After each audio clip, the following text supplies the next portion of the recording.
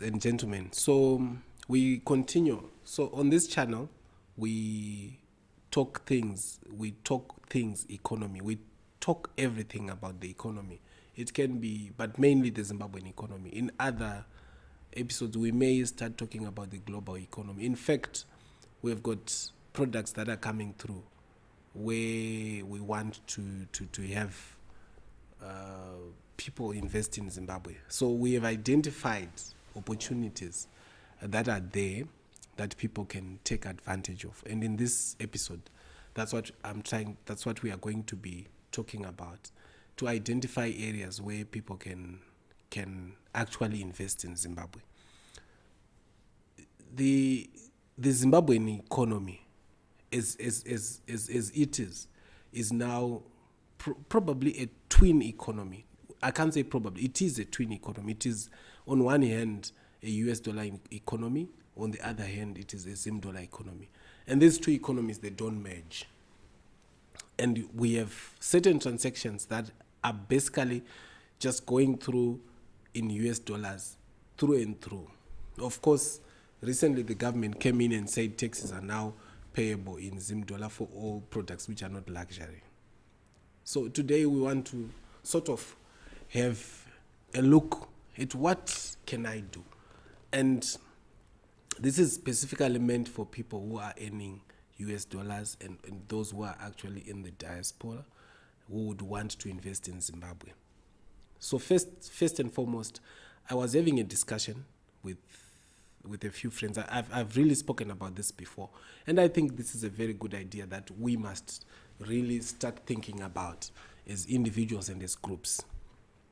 So I have a friend of mine, and we were talking. This friend of mine is based in Canada, and the other day we were talking about some of the opportunities that are available both in Canada and in Zimbabwe. And this friend of mine was telling me that she's part of a group of 50 Zimbabweans who are based in Canada, and what they've done in that country is they bring their funds together and they've invested in that country. And they've sort of formed a company where they put their funds together and they identify properties. And she was telling me that they now have 3 or 4 properties that they now actually have.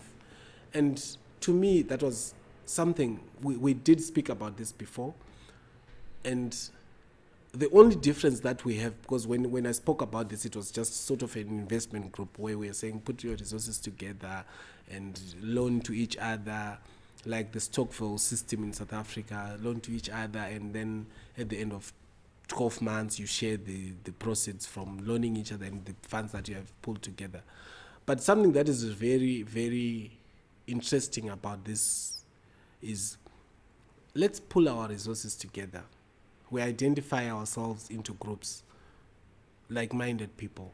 Let's say we are 15 or 20 or 50 or 100, whatever number, and we incorporate an entity in whatever jurisdiction, be it in South Africa, be it in Canada, be it in Australia or UK or wherever you are. We incorporate an entity so that it governs us.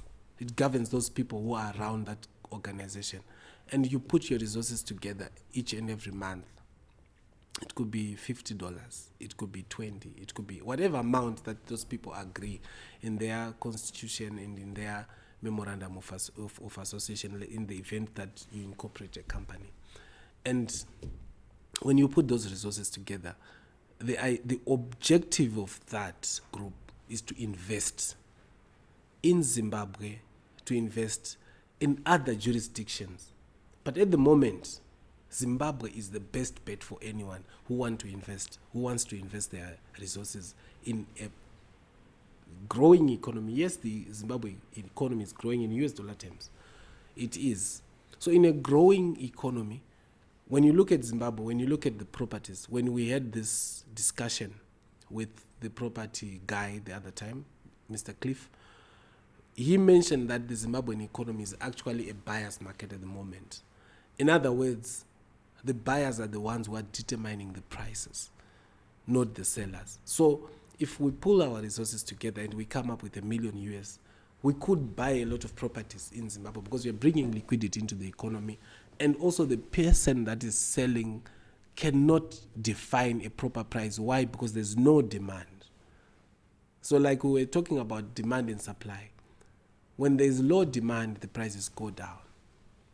But when there's high supply, so there's low demand for properties because people don't have disposable income.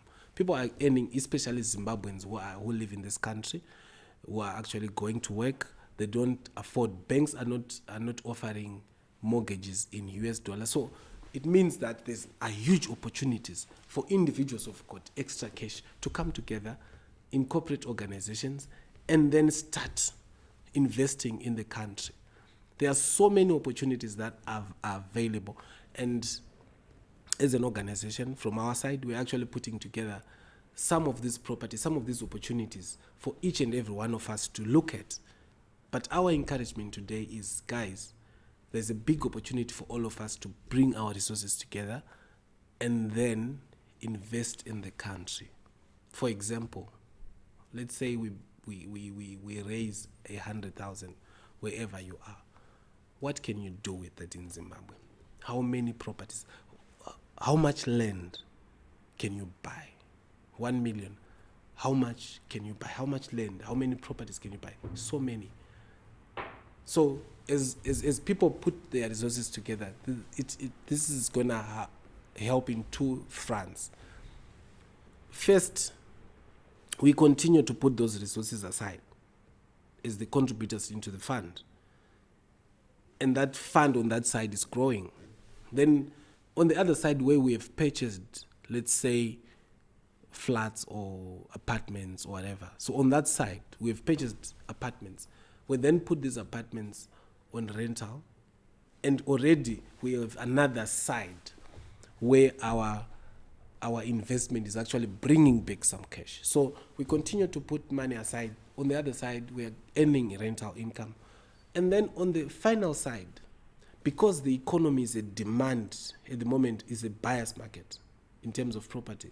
So what it means is, at that stage where the economy turns, the valuation of our property is going to improve. Why? Because we'll then have more sellers. It will be a seller's market. So when there's a seller's market, prices go up.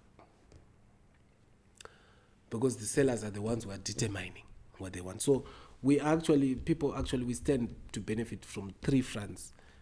From increasing our investments, from the rental income, and also from the valuation in the increase in the value of our properties. And the good thing about it is this is debt free.